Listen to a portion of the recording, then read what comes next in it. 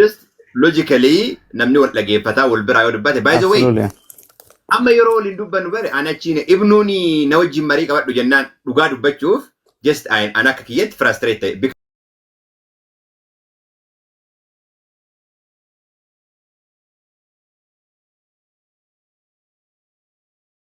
marii qabadhu jechuun disrespected and personally akka fudhatan gochuun danda'a marii gochuun danda'u miti kan jedhaa garuu akkuma isin wal kabajjitanii waliin haasa'artan daangama san eeguu irra ture ibnuun illee an ibnuun dubbadhaan ibnuun filiis mee caqqisi leet isaan waliin haa dubbatanii achiin booddee yoo marii qabatan walii hana qabatanii yoo ammoo wantichi akka mariititti ta'e waliin itti fufuu yookaan ammoo just akka barbaadetti yaada dhiyeessuu hin danda'a. Akkasuma maaltu jira jecha yeroo tokko dhugaa beennaa qofallee oduu hin taane namummaallee eeguun gaarii.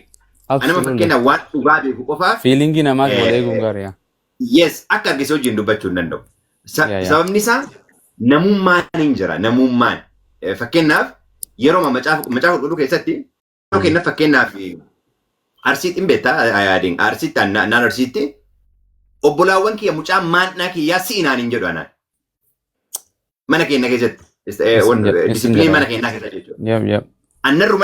Narruma mucaan dhalate. Narra dhalate jechuun umrii garaagarummaa waggaa lama caalaan qabu. Ingilii baadiyyaatti waggaa tokko fa waggaa lama farra dhalate ijoollee godhata waan ta'eef ijoolleen maannaa kiyyaa anaan siinaan hin jedhan. Fakkeenyaaf mana keessa yeroo seen akkuma itti guddatan ta'uu danda'a. Waluma kabajaatuma yoo eegantu dubbiin illee bareeda. An ibnuun jidduun dhufee na wajjin marii qabadhu inni jennaaniin piriis mee ibnuu isaan waliin dubbataaranii haa isaan waliin fixatanii ati gidduu seenini yaada jedhaa ture booddee ati namoonni garagaraa illee disirree waan wal gochuu jalqabanii yookiin gochuun waan hedduu jalqabee anammoo sa'aatii yoo laalle beektaa sa'aatiin yoo laalu sa'aatii adda naannoo sa'a tokkooti ganaa daa'imni sa'a tokko godha akkatti mana barumsaa deema gaaftu ka'uu qabaa dhiqatee jirti sanammoo natu godha sa'aatii yoo laalu yoo basan Ano so daa'imni homeworkii hojii jedhu homeworkii argaa ture check naa godhi naan jedha birrafeewu. Subhanallah. So sanidha kanarraan kan hafe mata duree kamuu wantaan jalqaba jechuuf ta'e ansi wajjin wanti mari'adhuuf abbaa fedholii awwaal wajjin faraa wajjin wanti mari'adhuuf objektiiviin keessa konfiinsii godhee kan inni qabu san gadhiisisuu miti. Diliivaruma godhatu. Objektiiviin kee waan amanu itti himee innillee waan amanu natti himee abbaan keessaa dhageeffatu ka gaafii qabu garuu lakkaa akkasii jedhee by the way asumaaniyyuu jecha keessatti murtaa'uun yeroo haasa'u xiqqoo saayiniidhaan haasa'a cheerchii keessatti illaa akkasii xiqqoo barsiisuu waan maradhee fi akademikalillee yeroo ijoollee barsiiftu mallattoodhaan fiizikaaliin kan ka'e dhiibbaa barumsaa namni hubatu irratti dhiibbaa guddaa qaba. Ijoolleen amma achumaayyuu hanquba akkana godhe isa qabaati.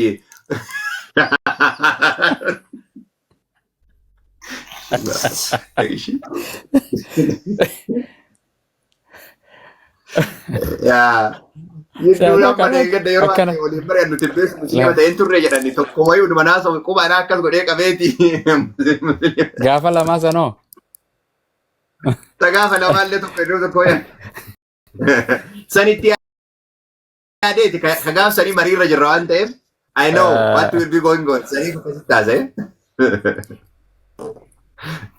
Akkasii waan hundaafuu yoo marii jiraate marii waliin mari'achuun kan danda'u. Bareedduu anaafeetii godha marii anaafeetii godha because wangeela kee dhugoomsita quraana kiyya. So basically believe waan inni itti godhu quraana wangeela keetti ittiin amanu. Waan garii keessa jirtu akkasumatti illee ittiin amanu. Naataate anillee akkas. Kalees ittiin amanne arraas boruus ittiin amanu takkitti na beeki. Nama akka kan keessa dhugaa dubbatu. Namoonni beektaa.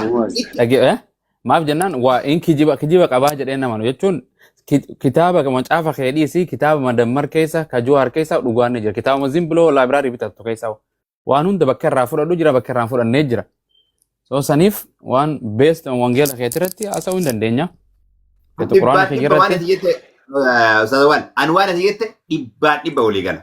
An quraanatti namanu itti samanee hin beeku achi keessa wantoonni dhugaa fakkaatan jiru akkumatu jette. Filsifinnaa addunyaa keessa illee jira isa ka jiru ka dhugaatiin madaalaa laaluu hin dandeessa. Macaafni qulqulluun ammootu dhuga jedhee fudhadhaa. Akkasitti yeroo baay'ee kan haasa'uu barbaadan.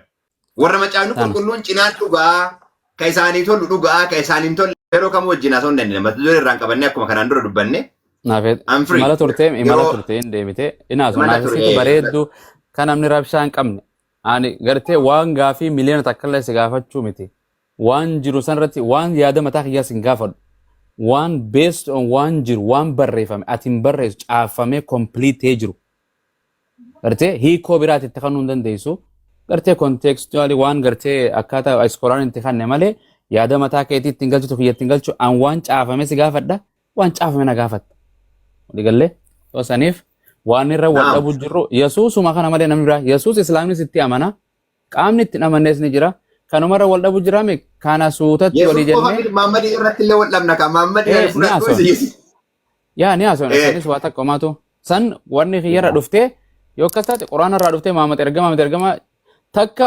kitaabuma kiyyarraa dura gartee kitaaba kiyyarraa haasa'u anis kitaaba kiyyarraa haasa'a bara yes waan lama amma jechuun wal madal amma waan kana bishaanii yoon jee ani bishaanii miti ati bishaanii yooti ani bishaanii miti yoon jee ragaa fiduun qabanis atis fiduu qabdu yoo atis bishaanii jettee anis bishaanii jedhee jas waan kana walii gallee jechuu waan biraatii miti so garuu masha Allah dhufe bishaan illee waan bishaan biraallee ta'uu danda'a yoo sukkaaratti bulbultee eessa jiraatte jechuun sukkaara qabaate irratti ka qaba ta'uu danda'a argisiisu sanuma ragguma fidu prove evidence dhagaa miti ragaa fidu daa'ima irraa cufadhu walii taane so saniif saniif akkasii wal dubbisna naafeeti bareedduu takka goona insha Allah rabbi haa laaffisu dadhabni akkuma keetii kanaaf jechuun namootan garii hojii walii haasofne nagaa yoo waliin galle maa arraba fide ni beeyta gartee tibbeeso for long term namaan sitti himuu ture nama waa rukutus numa beekte you know already kana dadhabne habiibi because sabaan kana amantii jaalalaan itti na fiddamoo gara kiristaanummaa gara islaamummaa rukutaa waan ani itti amanu san rukutaa tumaa arrabsaa nothing you can do waa takka jijjiiramni takka hin jiru jiran addunyaa walumaan haasawti tibbeeso le duris nu qofaa yes miti tiktokii to haaraa wanu godhe malee bara yesuus illee dibbeetiin numa turtee bar yesuusii fi gartee warrootan isa faalleessu idduus raajoota hunda jidduu numa turte gareen aa fi baan numa turte arra haara wanu taatee wallaalaan biyya lafaatira kan nu rakkise ijoolluma mana banattu tibbeesoo bakka hundaa deemtee keewwata tokko malee aayaa tokko malee quraan waa takka irraa quban qabne kanaan nu rakke achii banatti ustaada naayamaa jetti achii banatti barsiisaa naayamaa boqonnaa takkasii qabatee cee yesuus namaa jedhee achitti akkituma san beekaa eenyu jee jettee yoom jee bakka tamii jee ertee yoom dubbiste waan kana afaan maaliin dubbiste irraa quban qabdu kaanis hadiisa tokko qabattee ce'aa dhufti kanaa miti waa'ee baradhu jara namni gartee nyaata godhuu lafa qotuu waa baratee bara kana baratee waa waraqaa itti fudhateeti raajoonni kunuu prophet warri jennu ergamoota messenjeriin kunuu waan waaqarraa baratan dhaqqabsan malee fadha isaanirraa fuudhanii hin finne akkasuma miti nabi muhammadis waan rabbi irraa dhagee jedha dubbadhu it's okay daa'imni kutee miti daa'ima nutti hin baasin si cufa mutirra jirtan namatti bilbile amaga eenyuti bilbila ganama obboroo kanaan haa rukutu nama akkana nama godhu kana yaa rabbi tibbeesoo inshallah in amansiisa taraatana السلام عليكم سلام دار ما في wa alaykum salaam Muhammad Alfa جبت ولا oomee gumaa sirraa fee barati ومجا وانت بودي كي نجيبكم Kopiling kira me boleh yang barakallahu fikum yorotok. Nabira ay waktu numa jirta maame numa jirta wallahi jira. tibbeesoo mongera qofarraa noo jaasoinan bareedaa bar gingilcha Waalaikumsalam. abdisu saad ziyaad mooti kanaas olama jaalannaa bar in dalagataa السلام عليكم ورحمة الله وبركاته. alaykum salaam warahmatullah Ustaz maal Umur jettan? aku kan nunarja. si jaalannaan jeebboo Umur mana nunarja. Wallahi wanta kan amantuma teetti kophaa malee waa hunda walitti qabnaami Akka gaarii qabna. Amantuu walitti qabaachuu dandeenye namni malee. waa lama walitti hin qabu jette oromoon Okay. maali lamaan san Ustaz naa himaa kana nama dursanii dubbachuun kun baazoo keessatti hangafan kabanya. Lafan. one is a wife the Okay. second one is the religion Religion. Okay. we don't share those two Yeah, you don't share honey right Gaariidha rakkoon hin jiru. Ani kanan jedhu. Wangeela keetta irra sinamanuu boru sinamanuttan kan boru keessa hin galchinaati kanarraa qofa maaf hin haasofne Ustaz. Kan boru waaqa boruutu beeka. kaarraa naaf ete haasoinu Akkasii wayyu. Kabaru, God knows, man. Yeah, Rabbi beka. I'm gonna be exactly. alive tomorrow morning.